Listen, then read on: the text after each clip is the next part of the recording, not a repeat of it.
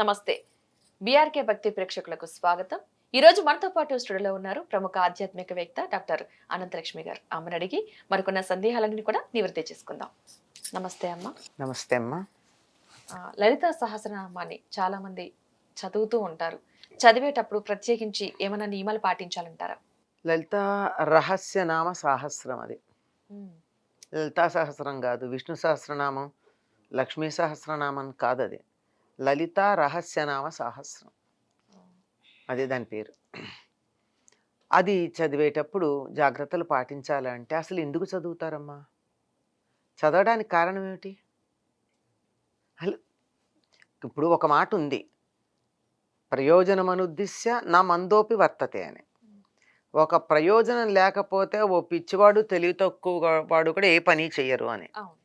మరి లలితా సహస్రనామం చదవడం పిచ్చివాళ్ళు కాదు కదా చదివేవాళ్ళు. దేనికోసం చదువుతున్నారు? ఏం ప్రయోజనాన్ని ఆశించో చదువుతున్నారు? దేనికి చెప్పమ్మా? ప్రత్యేకించి వాళ్ళకు అనుకున్న కోరికలు నెరవేర్చడానికి అవి ఉండొచ్చు. హ్మ్, ఒక సహస్రనామం చదువుతున్నామంటే హ్మ్, ఒక పూజ చేస్తున్నాం. హ్మ్, మన భక్తి అటు ఇటు వెళ్ళకుండా సహస్రనామం చదవడం వల్ల హ్మ్. వాళ్ళు అక్కడే దాని మీదే అనుకున్న కోరికలు తీరతాయి అవును. అని. అనుకున్న కోరికలు తీరాలి అని అనుకున్నప్పుడు నీ దగ్గరికి వచ్చి, అమ్మా నాకు ఈ పని చేసి పెట్టు అని నేను అడుగుతూ, నీ పేరు పద్మ అయితే పద్మ పని చేస్తావా అని అడిగితే మీరు చేస్తారా? ముందు నన్ను సరిగ్గా పిలంటారు. ఖచ్చితంగా అమ్మా. అంతేనా? అవును. అవునమ్మా. అంతే కదా! కదా మరి. ప్రయోజనం పూర్తిగా సిద్ధించాలి అంటే దానికి తగినటువంటి నియమం పాటించాలి. నువ్వు నాకన్నా చిన్నదానివైతే చేసి పెట్టమ్మా అని అడగచ్చు. హ్మ్. పెద్దవాళ్ళైతే నమస్కారం చేసి దయచేసి చెయ్యండి అని అడగాలి. అవునమ్మా. అంతేగాని పెద్దవాళ్ళ దగ్గర నాకు ఈ పని చేయి అంటే ఖచ్చితంగా అంటారు. చూస్తారు. నువ్వెవరు? ఏంటి కదా అని అడుగుతారు. అయిపోయింది. కనుక అడిగే పద్ధతిలో తేడా ఉంటుంది. దానికి కొన్ని నియమాలు పాటించాల్సిన అవసరం ఉంది. పైగా ఇది ఎక్కువగా ఈ మధ్య కాలంలో మనం చాలామంది లలితా రహస్యనామ సహస్ర పారాయణాలు చేస్తూ మేము లలిత చేస్తున్నామండి అంటాం. లలిత చేయడం ఏమిటి? లలితని ఏం చేస్తున్నారు మీరు? లలితని ఏం చేస్తున్నారు? అసలు లలిత చేయడం ఏంటి నాకు అర్థం కాదు. పారాయణం అన్న పదం వెళ్ళిపోతుంది. ఆ?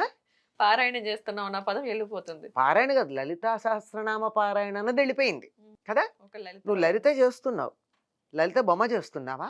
కాదు కదా. హ్మ్. కొంచెం అక్కడి నుంచి మొదలు పెట్టుకుంటే కొంచెం జాగ్రత్తగా ఆలోచించాలి కదా. అంటే మాటకేమండి ఎట్లా మాట్లాడితే ఏమి అని మీరు అడుగుతారు. హ్మ్.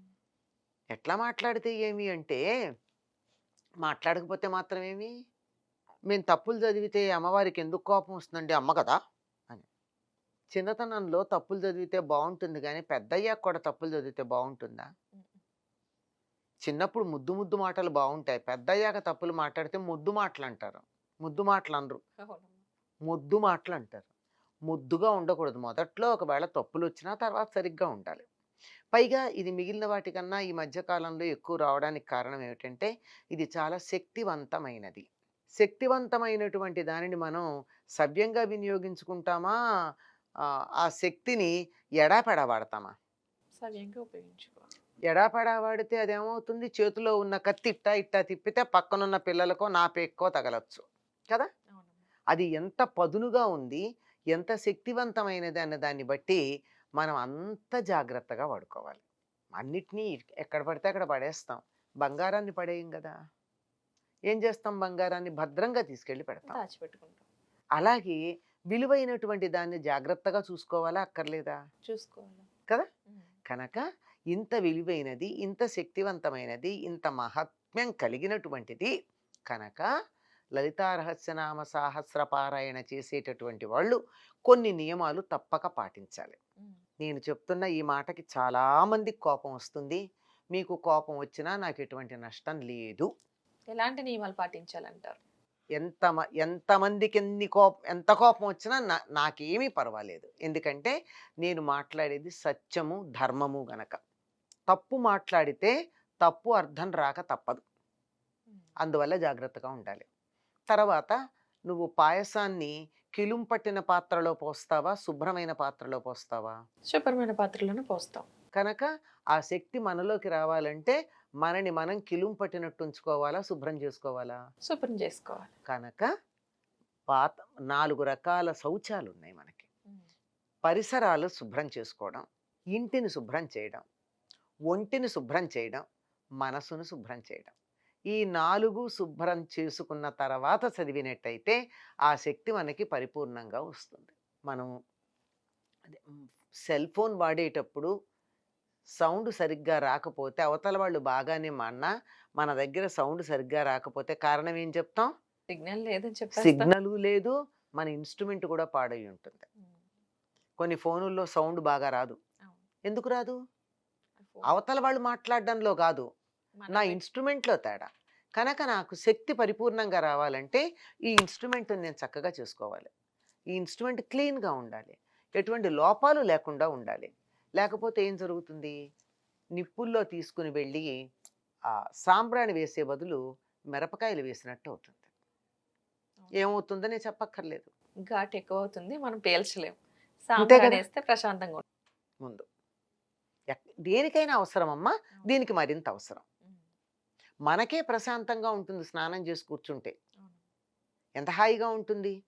అసలు స్నానం చేసేప్పటికి సగం చికాకు, కోపం, ఇరిటేషను, బాధ, తలనొప్పి ఇట్లాంటివన్నీ తగ్గిపోతాయా లేదా? అవునమ్మా. అప్పుడు ప్రశాంతంగా కూర్చుంటాం. భౌతికంగా స్నానం చేస్తే మనస్సుకు కూడా ప్రశాంతత వస్తోందే. అటువంటి స్థితిలో కూర్చుని గనక మనం చేసినట్టయితే బాగుంటుంది. తర్వాత ఉచ్చారణ బాగుండాలమ్మా. తప్పులు చదివితే అపార్థం వస్తుంది. నేను చాలా సార్లు చెప్పాను. అనేక సందర్భాల్లో చెప్పాను. మళ్ళీ చెప్తున్నాను. అదే ఉదాహరణ మనకు అర్థం కావడం కోసం. అందరికీ అర్థమవుతుంది గనక. నీ ఈమెయిల్‌కి నేనేదన్నా ఒక మెసేజ్ పంపితే, నీ ఈమెయిల్ ఐడీలో ఉన్నటువంటి డాట్ గాని, కామా గాని, ఆ తర్వాత చిన్న లెటర్ గాని. సెమికోలన్ గాని, కోలన్ గాని, అండర్ స్కోర్ గాని ఏమ్మా అవును. వీటిల్లో ఏ ఒక్కటన్నా నేను సరిగ్గా వేయకపోతే నీకు ఈమెయిల్ అందుతుందా? లేదమ్మా. ఇక్కడి నుంచి ఇక్కడికే అందదే. హ్మ్. ఇక్కడి నుంచి అక్కడికెళ్ళాలంటే ఎంత పర్ఫెక్ట్‌గా ఉండాలి? ఉండాలా? అక్కర్లేదా? అవునమ్మా. కనుక మనం పంపేటటువంటి దాంట్లో ఈమెయిల్ ఐడీ సరిగ్గా ఉండేట్టు చూసుకోవాలి అమ్మవారికి. మనం ఉచ్చరించే మాటలన్నీ ఆ ఈమెయిల్ ఐడీకి సంబంధించినవి. హ్మ్. అంచేత వాటిని స్పష్టంగా చదవాలి తప్ప ఎట్లా పడితే అట్లా చదవకూడదు. సకలము, శకలము ఎంత తేడా ఉంది? అవును. సకలం అంటే హోల్. హ్మ్. శకలం అంటే పీస్, అవును. ముక్క. అమ్మవారిని నాకు సకలం కావాలని అడగబోయి శకలం అడిగినా, శకలం కావాలని అడగబోయి సకలం అడిగినా తేడా కష్టం. వచ్చేస్తుందా రాదా? అవునమ్మా. కదా! హ్మ్. ఇలాంటివి అనేకం ఉన్నాయి. సుమారుగా 28 30 తప్పులు అలా చదివే ఉన్నాయి లలితా రహస్యనామ సహస్రంలో. అబ్బా! ఇది పోనీ సకలం, శకలం ప్రయోజనంలో తేడా ఉన్నా ఇట్స్ ఓకే. కానీ ఆవిడని తిట్టేవి కూడా ఉన్నాయే. బ్రహ్మాండంగా తిడతారు. హ్మ్. ఎంత బాగా తిడతారంటే, అలాంటి మాట నిన్ను గాని, నన్ను గాని ఎవరన్నన్నా గాని అంటే, మనం ఏం చేస్తామో నువ్వే సమాధానం చెప్పాలి నాకు. దుష్ట దూర బావుంది. దుష్టులకు దూరంగా ఉండేదాన్ని. దురాచార అంటారు. అంటే అర్థం ఏమిటి? ఆ! ఆచారాలు గానివే గదా! తప్పు ఆచారం ఆచారం తప్పు ఆచారం చేసేదానివి గదా! చేస్తున్నాం. హ్మ్. అలా అంటామా అమ్మవారిని? నిన్నంటే నువ్వు ఊరుకుంటావా? నన్నంటే నేను ఊరుకుంటానా?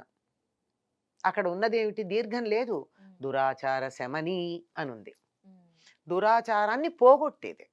నాకు తెలియక చిన్నప్పటి నుంచి ఏదైనా నేను తప్పులు చేస్తే, ఎందుకో కొన్ని తప్పుల అలవాట్లు అయిపోయి ఉంటాయి నాకు. అకారణంగా. హ్మ్. తెలుసో తెలియకో. కానీ ఎప్పుడైతే అమ్మవారికి నేను దండం పెట్టానో, నా తప్పు ప్రవర్తనను ఆవిడ సరిజేసేస్తుంది. సరిజేయడం కాదు. ఇంతకాలం నేను చేసిన దాన్ని కూడా మాఫీ చేసేస్తుందావిడ. మరి ఆ మాట తీసుకెళ్ళి దురాచార అంటే పాపం ఆవిడకి ఎంత మంచిదంటే ఇన్ని తిట్లు తిడుతుంటే కూడా మనని ఇంకా బాగానే చూసుకుంటోంది కదా! అవునమ్మా. ఎంత దయ కలిగింది. ఆవిడకి దయ కలిగింది కదా అని చెప్పి మాటిమాటికి ప్రయోజనం ఉంటుందా? ఇలాంటివి భయంకరమైనటువంటివి చాలా ఉన్నాయి ఇందులో. అందువల్ల లలితా రహస్యనామ సహస్రం పారాయణ చేస్తాము అన్నవాళ్ళు చెయ్యండి. అందులో ఎటువంటి తప్పు లేదు. తప్పనిసరిగా చెయ్యండి. మంచిది. చాలా మేలు కలుగుతుంది. ఎందుకంటే ఇందులో ఒక్క అక్షరం కూడా ఒక దీర్ఘం గాని, ఒక సెమికోలన్ గాని, ఒక తు, చ లాంటివి గాని అధికంగా లేని పకడ్బందీగా ఉన్నటువంటి స్తోత్రం ఇది. మంచి ఫలితం ఉంటుంది. ఆ ఫలితం పూర్తిగా రావాలంటే ఫలితం అనకుండా ఫలితం అనండి. రెండిటికి తేడా మీకు అర్థమై ఉండాలి. అవునమ్మా. ఆవిడ ఆవిడకి ఫలితం ఇద్దామని కూర్చుంది. మనమేమో ఫలితం ఇయ్యి అన్నాం. ఆవిడ ఏం చేయాలో అర్థం కాక కన్‌ఫ్యూజ్ అయిపోయింది. అవునమ్మా. కన్‌ఫ్యూజన్‌లో ఉంది కదా! అవును. చెంత ఆవిడని కన్‌ఫ్యూజ్ చేయకుండా, ఆవిడని తిట్టకుండా, పూర్తి ఫలితం మనం పొందాలంటే ఎవరైనా తెలిసిన వాళ్ళ దగ్గర తప్పులు లేకుండా నేర్చుకుని చదవండి. బ్రహ్మాండమైన ఫలితం ఉంటుంది. అద్భుతమైనటువంటి హ్మ్, ఔన్నత్యాన్ని, ఆధ్యాత్మిక ఔన్నత్యాన్ని, లౌకికమైనటువంటి ప్రయోజనాల్ని కూడా పొందుతారు మీరు. హ్మ్. అందులో అన్నీ కూడా మనకి ఒక మనిషి లోకంలో ఏమేమి కావాలని కోరుకుంటాడో అన్నీ అన్నింటినీ ఇవ్వగలిగినటువంటి శక్తి, దానికి సంబంధించిన మంత్రాలు అందులో ఉన్నాయి. హ్మ్. కనుక దాన్ని శ్రద్ధగా దృష్టి దాని మీద పెట్టి పారాయణ గనక చేసినట్టయితే చాలా బాగా ఉంటుంది. భూలోకంలో చాలా గొప్ప అయినటువంటి సుఖాలను పొందుతారు. తరువాత శరీరం వదిలిన తర్వాత ముక్తిని కూడా పొందుతారు. కానీ ఒక ఫ్యాషన్‌గానో, ఒక సరదాగానో అందరూ చేస్తున్నారు కనుక నేను చెయ్యాలని చెప్పి ఒక తాపత్రయపడిపోయి దడ దడ దడ, దడ దడ దడ తప్పులు చదివేస్తే రావాల్సిన ఫలితాలు రాకపోతే పర్వాలేదు గానీ, అప్పుడప్పుడు వేరే ఫలితాలు కూడా వచ్చే ప్రమాదం ఉంది. జాగ్రత్త.